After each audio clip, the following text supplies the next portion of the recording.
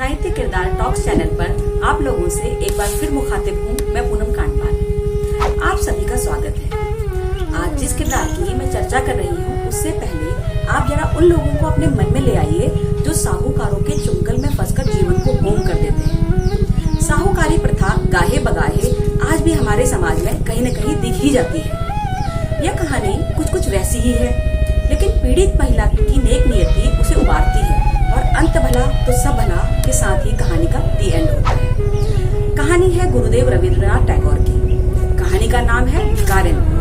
इसका कथानक साहूकारों के चुंगल में फंसने जैसा ही है। असल में इस कहानी की मुख्य किरदार एक महिला है। वह अंधी है, भीख मांगती है, हर दिन मंदिर के सामने खड़ी हो जाती, शाम तक राशन पानी से लेकर उसके पास कुछ पैसा भी आ जाता। एक झोपड़ी में रहने वाली इस भिकारिन के पास कहीं से भटकता एक बच्चा आ जाता है। वह बच्चे को खूब दुलारती है, प्यार करती है और धीरे धीरे यह बच्चा तो उसके जीने का सहारा ही बन जाता है। तभी तो शाम को जब महिला झोपड़ी के समीप पहुंचती, वह लड़का उछलता कूदता आ जाता और उससे लिपट जाता। अंधी भिकारिन टटोलकर बच्चे के मस्तक को चूमती। वो कौन है, किसका है, कहाँ से आया, इस बात से कोई परिचय नहीं था। कहानी के इस किरदार के पास एक हांडी है। इसमें वह उन रुपयों पैसों को छुपा कर रखती जो उसे भीख में मिलते।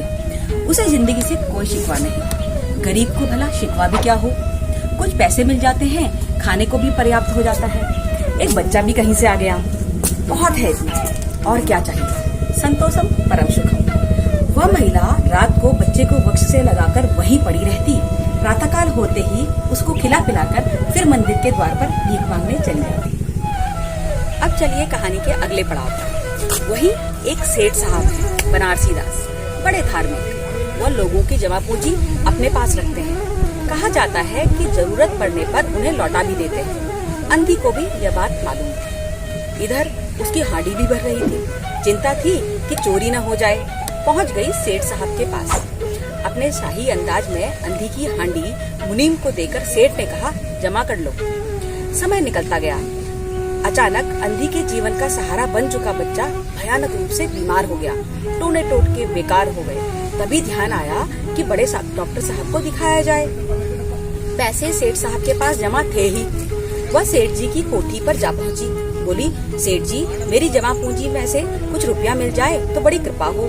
मेरा बच्चा मर रहा है, डॉक्टर को दिखाऊंगी। सेठ जी ने कठोर स्वर में कहा, कैसी जमा पूंजी, कैसे रुपये? मेरे पास किसी का कोई रुपया जमा नहीं। अंधी ने बड़ा याद दिलाया, लेकिन सेठ जी टस से मस न हुए। बहुत गिड़गिड़ाई तो मुनीम को बुलाकर कहा, देखना यह क्या कह रही है।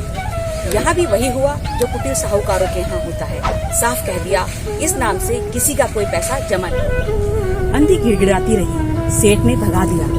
अंधी कुछ बुदबुदा के घर आ गई। फिर ध्यान आया कि क्यों न बीमार बच्चे को जाकर सेठ के पास जाया जाए, शायद कुछ पिघल जाए। बच्चे को लेकर वही बैठ गई सेठ के घर के आगे। हो हल्ला होने पर सेठ आए तो हतप्रभ, कुछ माथा ठनका।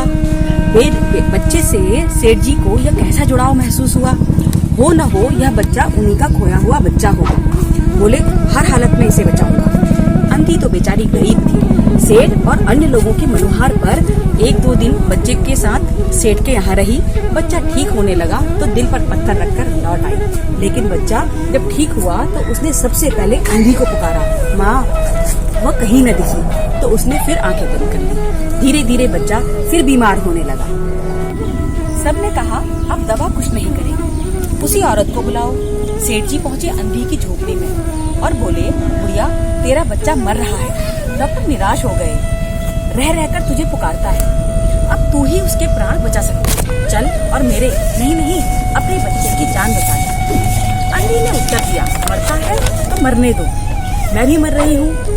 हम दोनों स्वर्ग लोक में फिर माँ बेटे की तरह मिल जाएंगे। सेठ जी गिड़गिड़ाने लगे। गरीब महिला फिर पिघल गई। बोली, अच्छा चलो। अंधे के वहाँ जाने पर फिर कुछ दिन साथ रहने से बच्चा पूरी तरह स्वस्थ हो गया। तब तक यह पक्का हो गया था कि वह बच्चा सेठ जी का ही कई साल पहले खोया हुआ बच्चा है। अब अंधी ने सेठ जी से विदा ली। सेठ ने रुपयों से भला थैला पकड़ाया और उसे सम्मान पूर्वक विदा किया।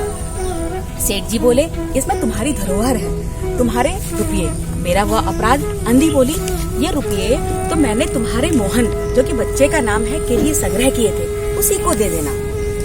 अंधी ने थैली वहीं छोड़ दी और लाठी टेकती हुई चल दी।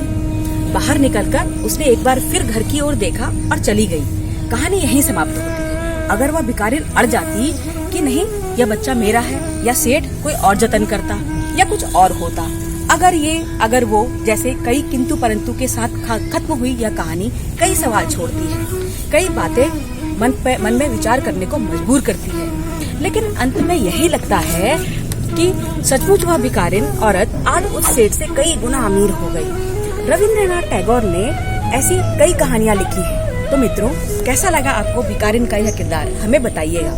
किसी एक किरदार को लेकर फिर हाजिर होंगे, तब तक के लिए आज्ञा दीजिए। नमस्कार।